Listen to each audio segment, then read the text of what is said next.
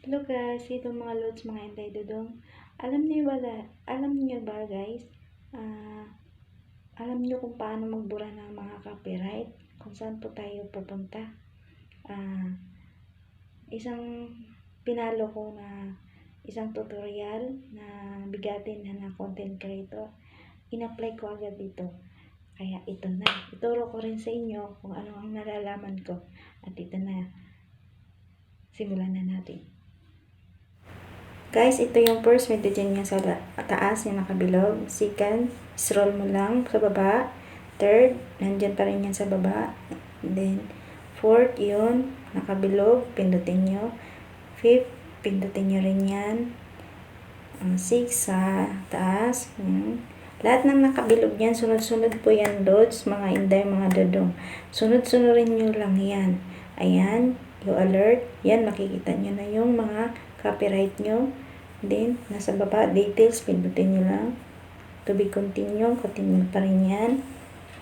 Ayan, lahat po yung nakabilog, sunod-sunod rin nilang loads. Mga Inday, mga dodong. Ayan, una yung remove the,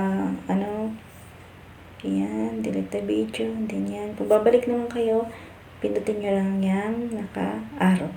Guys, isunod-sunod nyo na lang yung number 1 hanggang sa hanggang tapos yung pag-delete ng copyright nyo, guys. Kung babalik naman kayo, guys, doon sa mga video yung copyright na reels, pindutin nyo lang yung arrow sa taas ng nakalagay na, yung last na nakalagay na your video complete delete.